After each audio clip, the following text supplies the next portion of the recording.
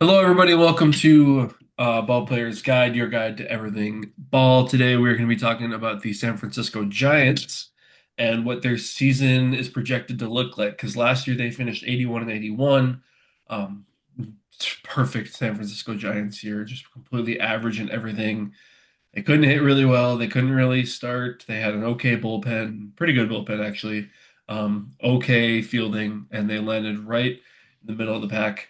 They added Will Brennan, Rowan Wick, who was hurt, Michael Fulmer, Luis Arraez, Harrison Bader, Tyler Malley, Adrian Hauser, and Sam Hentges. They lost only Joey Lucchesi, Justin Verlander, Wilmer Flores, and Dom Smith. Um, I feel like this team definitely got better from last year, but with any team that's in the NL West, you have to ask how much better is like good enough, basically.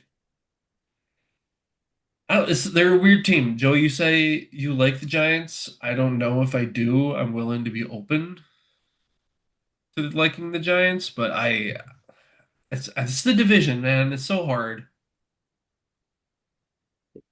I guess the thing that kind of saves you is it's not like it used to be, so you don't play the Dodgers like the amount of division games is less, so that I mean it's still a big deal, but not as big as it used to be. Uh, but I agree with you. I mean the Dodgers are one. I think you just kind of like, do you like this team better or do you like the Padres better? It's kind of what it comes down to, Or the honestly. Rockies. Yeah. Yep, and the Rockies. Can't forget about them.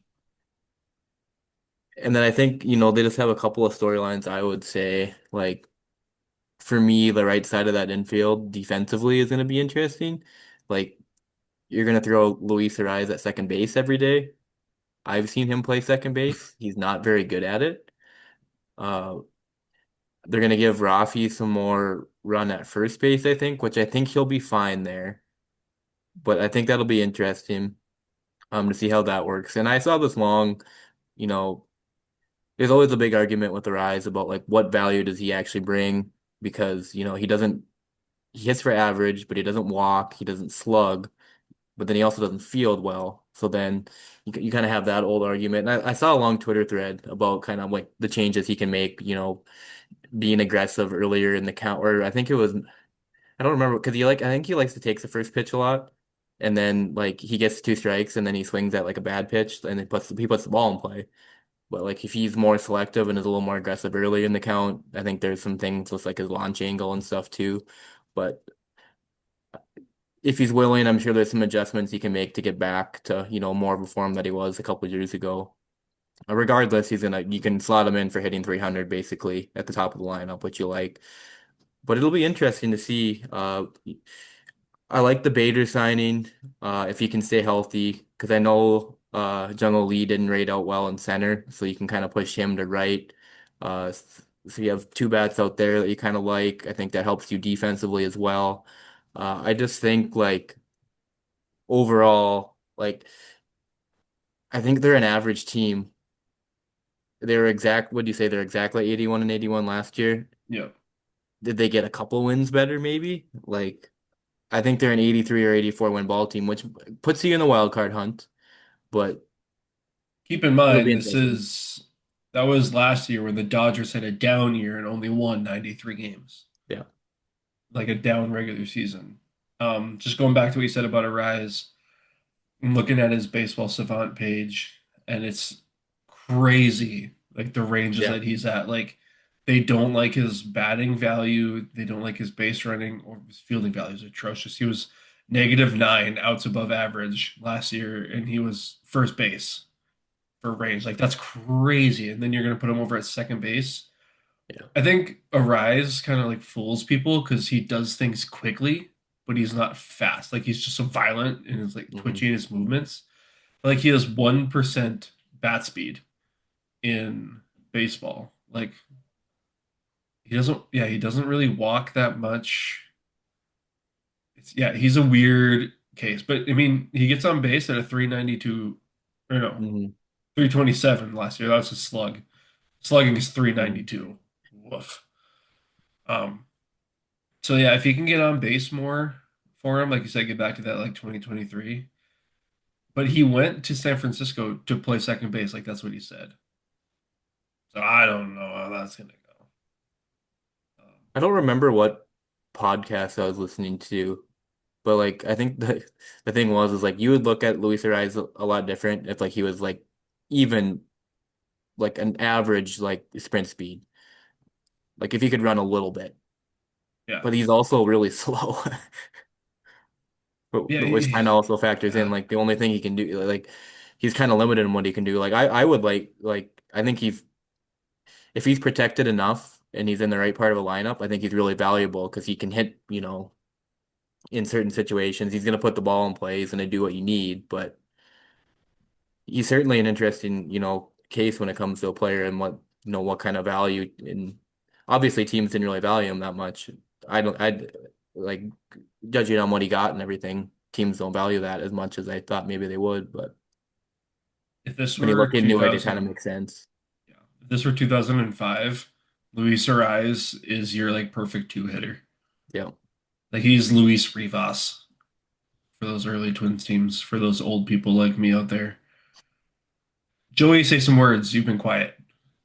Um, Adding on to Luis, I like the big outfield he has to play with. So if he can just get hit the bar, he could hit the bar too, I guess. But I don't know his nightlife. But if he can hit the ball just a little bit harder, those gaps are huge in San Francisco, and those singles could turn into doubles, which will up his slug. Um, and then being the table setter and like being pretty much a lock to be on half the time in front of Rafi Devers to start a game, that's a pretty good piece to have. And then you got Adames and Chapman to back him up to drive him in. I like that a lot. I also love Harrison Bader in center with that big outfield. He's been really good in the field. So I like this lineup a lot. And I think it could do some damage more than people are expecting. God, I can't find the tweet, but I read it a couple weeks ago where it was like something about the outfield positioning, like when he's like batting, like it is like by far like I think outfielders play like 20 feet more shallow for him than like any other like an average player or something. Like it was something ridiculous like that. That's crazy. So like if he were to get a little more slug, like that could play a factor too. But Well, I last year think he still hit 8 home runs yeah, while playing for the Padres, which isn't necessarily a homer-friendly park. yeah. So I don't know. Like there's probably hope, especially if you get that funky wall out there, like get some bounces, maybe carry one over the wall for him. Like, yeah, I could see him having a much better offensive year, a good bounce back. Yeah. I think the big thing for him is like he's gonna put the ball in play. It's just like can he get some more barrels? Yeah. And And that's kind then of where I was talking about like can he be better early in the count? If he's not gonna walk anyways, then like maybe be more aggressive when you get those pitches to hit, first pitch of yeah. the bat when you have one strike or whatever. And then one thing too, going back to what you said about Jung Hoo Lee, moving him over to a corner, like dude's got a cannon. He's 87th percent in baseball for arm strength, but he was -5 and outs above average. And I think there's some weird things going on with the Giants last year was because their defense, like all around, was just like atrocious. Like if you look at their entire team, so you have Heliot Ramos in left field, who is a walking disaster out there. Like Kyle Schwarber plays a better left field than he does, in just by watching him, and that's ugly. So I feel like Jung Hoo Lee kind of had to make up for some of the weakness in the corners last year, and like he didn't grade out well. I think he's going to be a lot better when you move him to the corners. And his offensive profile is good. Like he doesn't hit it hard necessarily, but he squares it up. He doesn't chase. Like he doesn't strike out. Um, I think that was going to bode really well in this lineup, especially like you said, once you get like Devers and Adames and Chapman kind of get all these pieces around him. I think that'll be really good. I'm interested to see what they do with Bryce Eldridge because right now he's slated to be their starting DH, and he can only DH or play first base. I don't know if you guys have watched him in spring training at all. His running is disgusting. It's this. It looks painful for him to run. I mean, he's like 6 foot like 10 or something like that. Like he's crazy big, Yeah. but it just looks painful for him to run. Like it's so awkward. It looks like me trying to run, and nobody wants to see that. But he's skinny and tall. That'll be interesting. And then on the pitching side, I think their starting rotation is going to be good. You got Logan Webb, Robbie Ray, Tyler Malley, You got it right. Well, Tyler, for you. yeah, Adrian Hauser, and Landon Roop, who had a pretty good year last year. I think their starting five is going to be really good. I think all four of those guys could have an ERA below 4 at the end of the season, or all five of those guys. And then the bullpen's just a major league bullpen. You got pieces in there, you're going to throw them together, you're going to see what sticks, you're going to mix and match, like whatever. Bullpens are a crapshoot. And if you're in the mix at the deadline, they could easily go add 2 or 3 guys to this pen, and it's a completely Yeah. different team. Yeah. It's the modern day bullpen. I think the last thing I would like to touch on for the Giants before we move on to their end of the episode stuff would be Tony Vitello and how that's going to work Yeah. with him as the manager. I'd like to hear your guys' thoughts. I know he kind of had a rough start. He had that really weird interview to begin Yeah. spring where like he kind of unprovoked talked about how he left Tennessee or whatever, and nope, like I don't even think he was asked. Like I think he just wanted to clarify, and I don't know. I kind of thought it was really weird, but I mean, I don't think in the end it's going to be a big deal. But it was an interesting way to start. But it'll be interesting to see because I don't know if there's really been an example like this before, where you There go from a hasn't. college game to this. So I'm just really curious to see like how that works out for him. Honestly, Yeah, he's the first guy to do it without any pro experience whatsoever. Like he didn't never played, never coached. I think he's set himself up for success, and I think Buster Posey, the president of baseball ops or whatever, has set him up really well because if you look at the staff that they put around him, it's a lot of like good establishment like baseball guys. Like he's got Ron Washington on his staff, who's just like off the top of my head, like great example. Like he can kind of mentor him, kind of give him some ideas, but like I mean, Wash is like extremely respected in the game, so I feel like that's going to be a big help too. Um, I feel like he's gone about that the right way. I mean, he's never been the type of guy, like if you watch college baseball, to just kind of like sit back and be quiet. Like he's a fiery dude. He's gonna get himself into trouble, but like his players love him for it.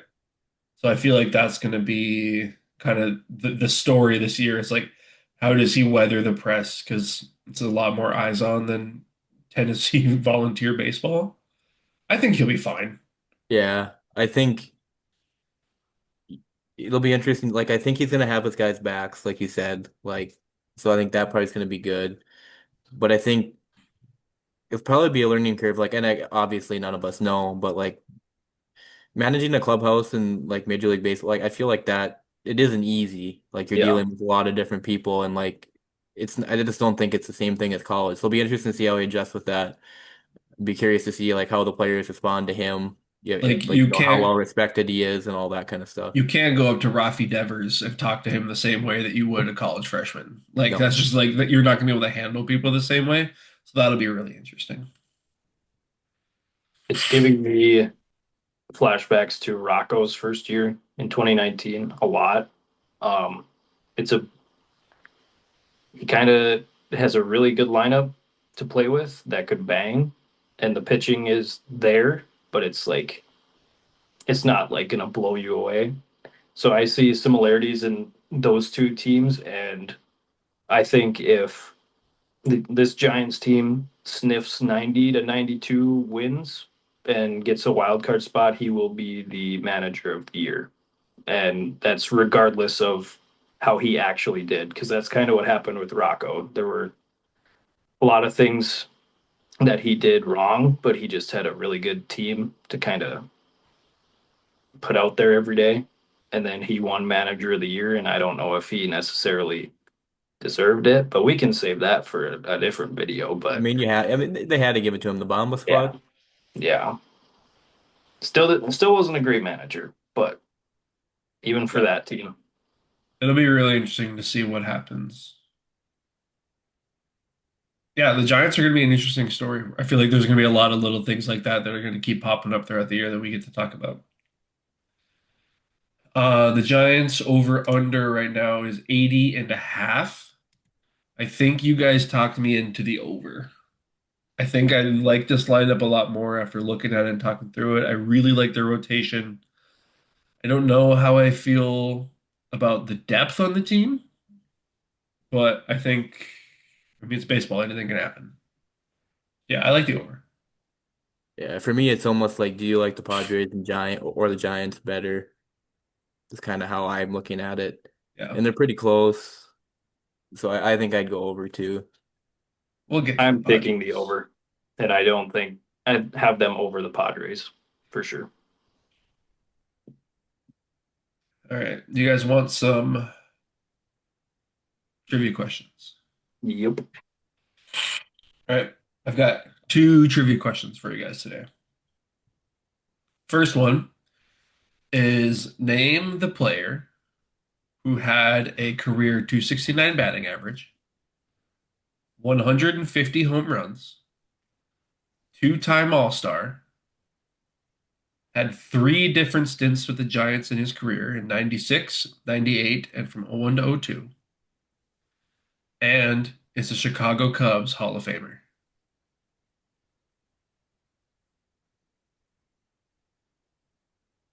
And is one of my dad's and mom's favorite players of all time. So if you get it wrong, you disappoint both of them, and they will find you and they will let you hear it.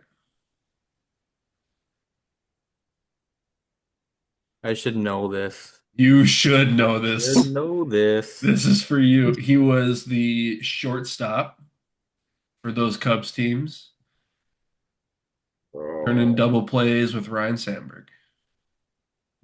Yeah, I knew it wasn't. I obviously knew it wasn't Ryan Sandberg, but Ernie Banks. No, don't mute me. Don't mute me. It's gonna go ahead and mute that. oh,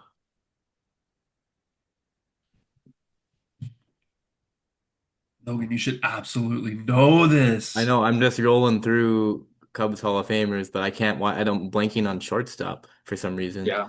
The only shortstops I can think of are Ernie Banks and Starlin Castro right now. And neither of them are the Ernie correct time was frame. my. Starlin Castro, what a ball player. I love Starlin Castro.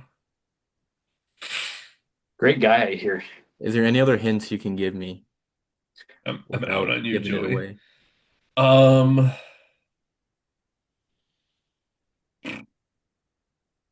his first name is spelled kind of funny for how it's pronounced. That doesn't make any sense. Um, can I give you anything else? He was also he was a pirate, a guard, or Cleveland Indian at that time. A Cardinal, a Met, then a Giant for the last 2 years of his career. Tim Um, Tuffle? I'm out on you. I don't have any good hints to give you. You said shortstop? Yeah. Tim Tuffle. What the hell is that? He was just the first middle infielder I thought of thinking of my 90s baseball cards. That's the first '90s infielder you thought of. Well, yeah. When you said Mets, he played for the Mets, so that's what also brought it to me. That's crazy. Never heard of that man in my life. Look up his highlight reel. I doubt there I'm is one. I'm not gonna. You want me to give it to you, Logan? Yeah. Sean Dunston. Oh, I should have got, yeah. First name is spelled Shawon. So Siobhan. whenever we bring him up, we always go Shawon. Dunston. Yeah, I should have gotten that. He was, if you want to watch a fun highlight reel, look up his defense. His defense was gross. And last Giants trivia question. In the 2002 World Series, how many times was Barry Bonds walked? 7. He went 7 games for reference. Oh, 11. Wrong. Logan, do you have a guess? I was gonna say 10. 13. Oof. That's almost 2 a game. That's insane. Oh, and by the way, he also hit 471 with a 700 on base, 1.294 slug with a 1994 OPS. And they lost. And they lost in 7. How does that happen? That's crazy. Twins legend Levon Hernandez on that team. Cubs legend Shawan Dunston on that team. MLB The Show legend Rob Nathan on that team. Yeah, how did the Giants lose this? I guess because the Angels were just they got K-Rod. I don't know how the Giants lost that. That's crazy looking at the stats. I guess they couldn't pitch. Darren Erstad, North Dakota legend, was on that team. Sean Figgins. John Lackey also one-dotted it. That's probably a pretty good reason. That's crazy. 1 for 2 with a 1 dot. All right, this has been Giants talk. Benji and Jose Molina both on that team, by the way. Next episode, we're gonna get into an AL Central rival of ours, the Kansas City Royals. And I don't think I'm gonna have very nice things to say about the Kansas City Royals. Shocker to everyone because I don't have nice things to say about any of these teams. We will see you guys next time.